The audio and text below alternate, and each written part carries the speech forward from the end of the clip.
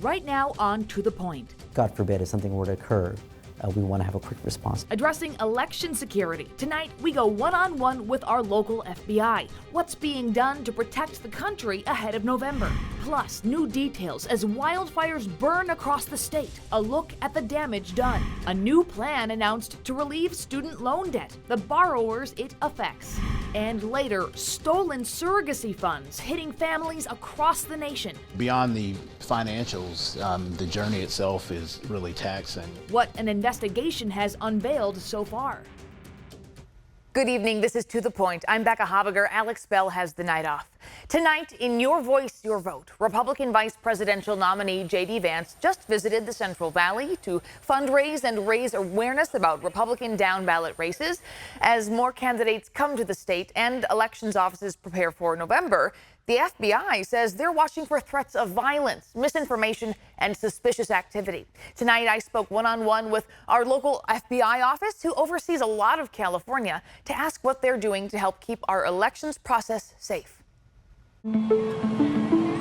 When a presidential or vice presidential candidate comes to town for a campaign or fundraising event, the Federal Bureau of Investigation, FBI, is put on alert. Secret Service contacts us. We have a close relationship with them, and they let us know of the individual's visit to our area. Sid Patel is special agent in charge for the FBI's Sacramento field office. We work very closely with the counties themselves, with the local partnerships. It's often me or one of my team members making those phone calls and making it well known. Because God forbid if something were to occur, we want to have a quick response time and be there with them. So it really is a united effort. He says safety concerns are especially heightened in the wake of the assassination attempt of former President Donald Trump. We take that very, very seriously, and we want to be able to respond very quickly and make sure that we take all the steps here to keep a very free and fair election. Patel started in this leadership position back in April, following an impressive resume of roles within the FBI spanning more than 20 years. He now oversees the FBI's Sacramento field office, which covers 34 of California's 58 counties. I mean, we extend all the way up to the Oregon border,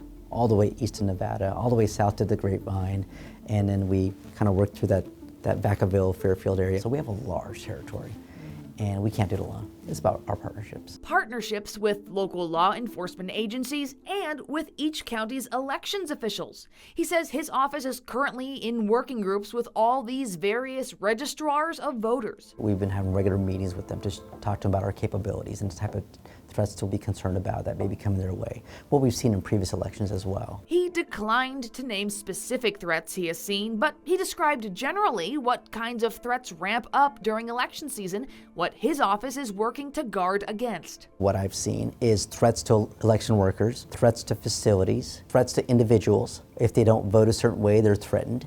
Bribery attempts to pay individuals to vote a certain way. Individuals that are having multiple ballots in different names. He says election interference can even come via social media and asks voters to be critical of what they see online and seek trusted information sources. Whatever you can imagine that could be out there for misinformation, fake data spillage, or threats to individuals, or going onto different forums and passing on fake information and false information, or they'll try to discourage different groups like minority groups and diverse groups from voting. So I think it's just important to be aware of all those, right? Just educating yourself on that, right? Questioning, is this real or not, right?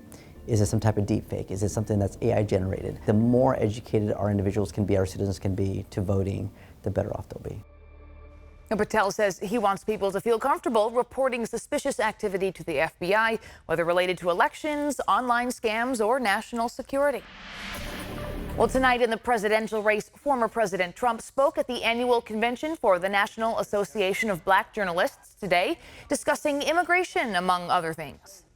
My message is to stop people from invading our country. I will tell you that coming from the border are millions and millions of people that happen to be taking black jobs. During the conversation, Trump questioned Vice President Kamala Harris's racial identity and said she, quote, disrespectfully refused to go to the convention. NABJ says they are currently in conversations with her campaign to have a Q&A session with Harris at some point in September. Meanwhile, Harris arrived in Texas today for a rally in Houston. Last night, she was in Atlanta and blamed Trump for the failed border security bill back in May, saying Trump, quote, tanked it for his own political gain.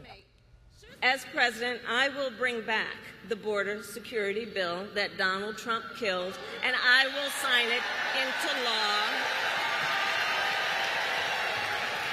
and show Donald Trump what real leadership looks like. Democratic Party leaders say their delegate roll call starts tomorrow. Delegates will cast their official votes virtually until Monday night. Harris is the only candidate who qualified.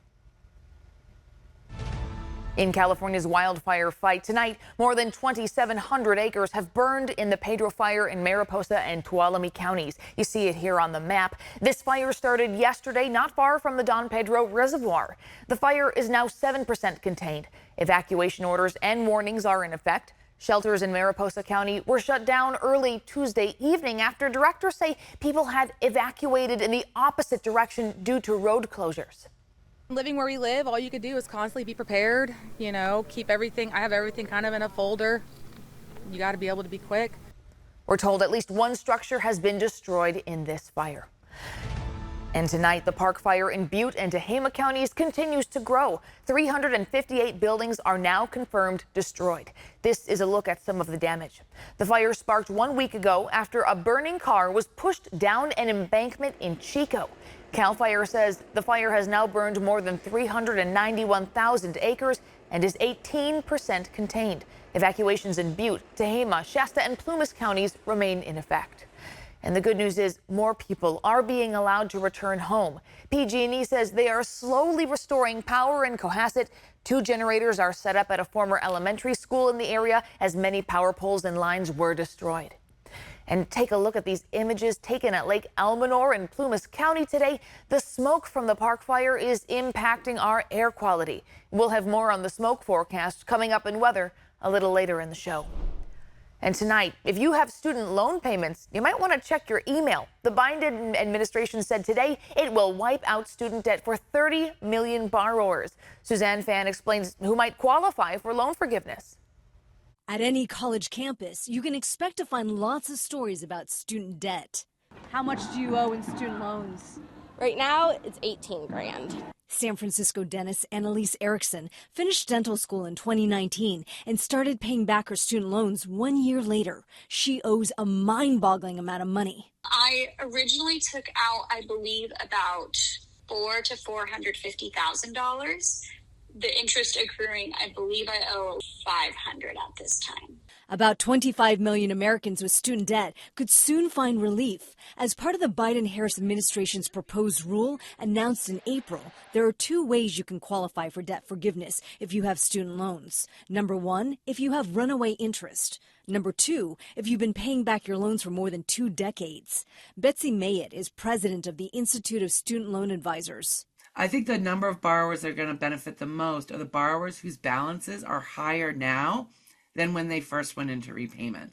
For example, if you originally borrowed $30,000 and you've been in repayment for a few years and today you owe $40,000, you would stand to probably get that extra $10,000 forgiven. As for people who've been repaying their student loans for more than 20 years. For borrowers who only have undergraduate loans that have been in repayment on their loans since at least, I believe it's July 2005, they stand to perhaps get their entire balances forgiven. If you don't know if you qualify for relief, Mayett says this. The best thing they can do is log on to studentaid.gov.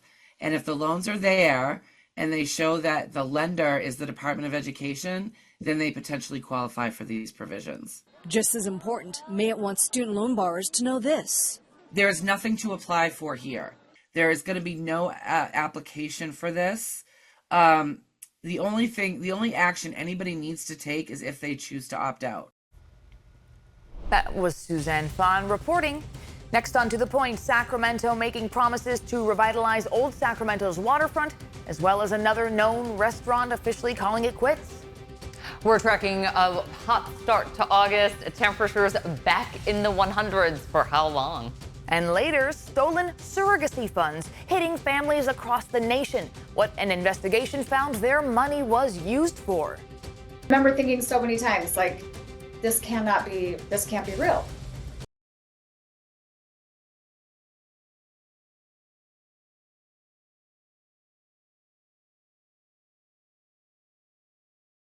Chief Meteorologist Monica Woods joins us. Monica, that video of the thick smoke around Lake Elminor, that's not good for our lungs. No, or people that are trying to vacation. You know, a lot of folks like to head up the hill, go to the Tahoe Basin, and it is smoky for today. Hazy skies really hovering, especially right along the Sierra Spine, as well as through parts of the foothills, and that will be a repeat situation for tomorrow as well. Here's a look at what things are looking like right now. Yosemite West, I mean, you can barely make out that camera right there. Really hazy conditions also for the Sutter Buttes, and this is over towards Mariposa County. So the bottom is going to be the Pedro fire. The top is the Park fire. All of that putting off smoke, and will continue to put off smoke through tonight into early tomorrow. And you can see how it just kind of settles into the lower elevations and stays there right through tomorrow's forecast. Now, on the flip side of that, we're also tracking lighter winds and more heat. So it's all kind of working in conjunction here. Highs today close to 100 for downtown Sacramento. Upper 90s for most of the valley, well above average. And this is where we're going to be seeing our temperatures really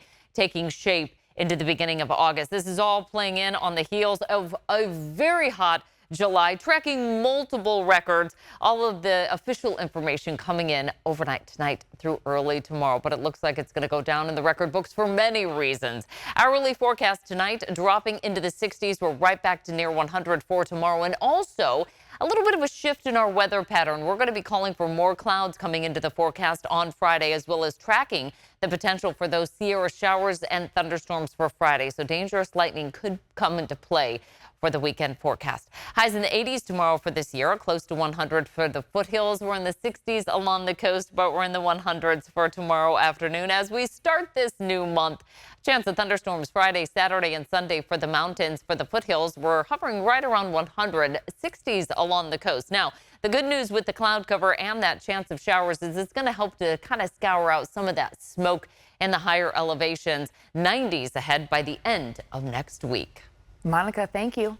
Well, next on To the Point, stolen surrogacy funds, what a national investigation has uncovered.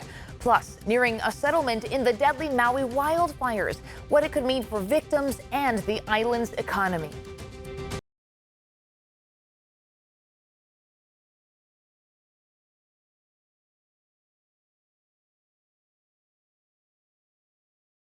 Welcome back. Tonight, we're getting more answers about the future of Old Sacramento. The recent announcement of longtime business Rio City Cafe closing in Old Sacramento has sparked questions about revitalization efforts. Tonight, ABC 10's Alicia Machado has new details about the city's plan. It's a piece of history in Sacramento that draws out visitors and locals alike. The Old Sacramento waterfront, and for area businesses, we're in one of the busiest times of year.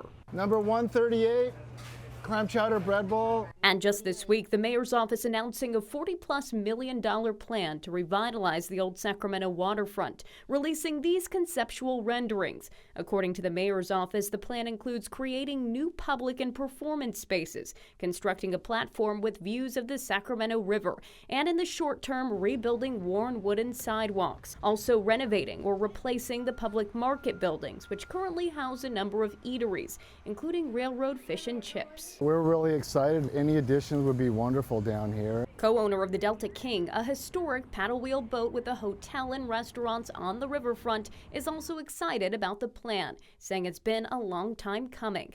The Sacramento City Council approved a similar plan in 2019 that was halted because of the pandemic. The latest plan, an updated version of that. The concerns that I have, I would think only two really would be the preservation of this part of Front Street at the waterfront here, which is where the Transcontinental Railroad begins. Leaving these buildings intact, the history. Also mentioning a hope that businesses can stay open during renovations. But the owner of Sacramento Suites Co. isn't convinced. I think that there's some other ideas that are better, like lighting and security and cleanliness and history. The mayor's office says it will take several years for the renovations to be fully completed, but some parts will happen faster. In Old Sacramento, Alicia Machado, ABC 10. Tonight in the Maui wildfires in Hawaii, a $4 billion global settlement is expected to be announced as soon as next week. That's according to the Associated Press, who spoke to Hawaii's governor about the more than 600 lawsuits that have been filed over the death and destruction. The fires happened nearly 1 year ago. They destroyed more than 2,200 structures on Maui and decimated the town of Lahaina. 102 people were killed. The flames were likely caused by downed power lines. UC President Michael Drake says he's stepping down next summer. Drake has been president since July 2020, starting during the height of COVID. It comes as the UC announced today they took in a total of 166,000 students, with 93,000 from California.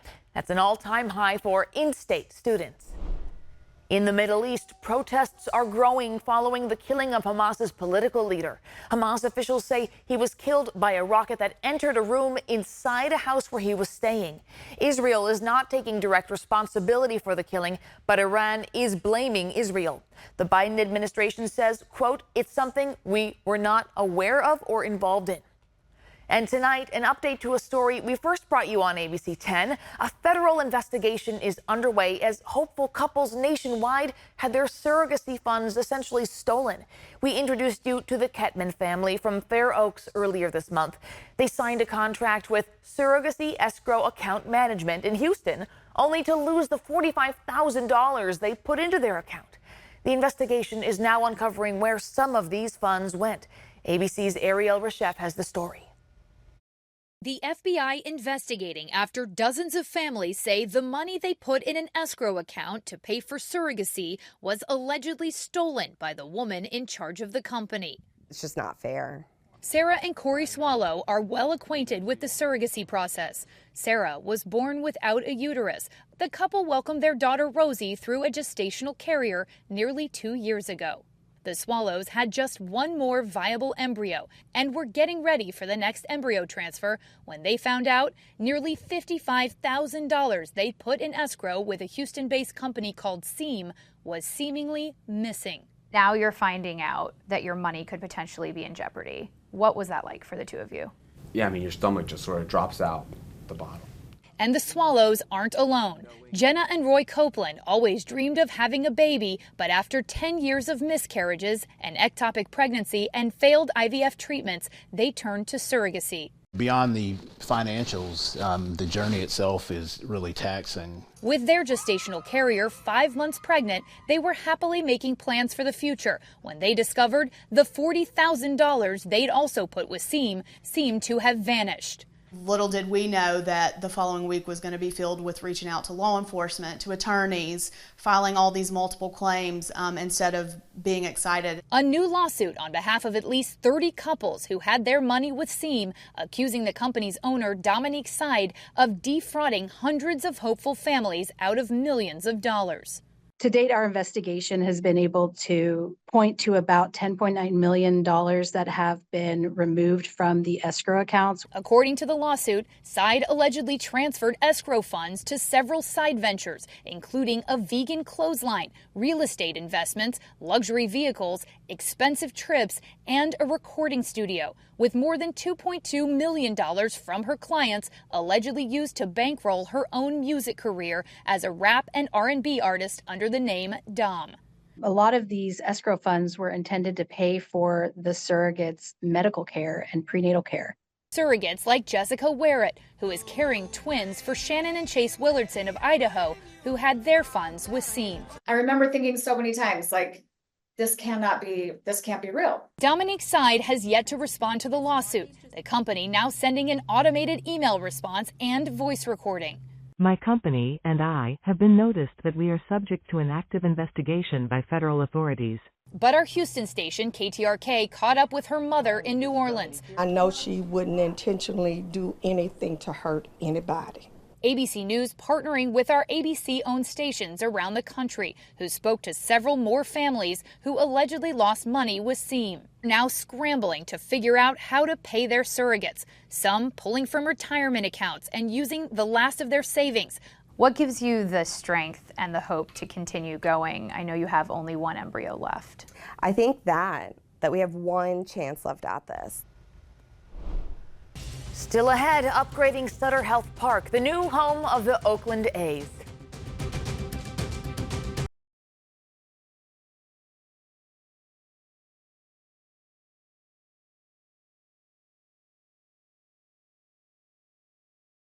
Some big improvements are coming to Sutter Health Park, the new home of the A's, starting next year. Clubs at the park will have upgraded menus. Also on the second level, the Legacy Club will have a 15-foot TV and temperature-controlled lounge, plus new seating in the first 4 rows and complimentary food. Now, the city of West Sacramento is also expanding. We're talking on the scale, almost an extension of what you see in downtown Sacramento in terms of the density, a total of upwards of 4,000 new housing units and a total of about 12 million square feet of development space, including office, retail, and housing. A 300-unit office and apartment building is currently under construction. A hotel is also in the works. That'll be fun to see going up. We always want to hear what's going on your community. Reach out to the point at abc10.com.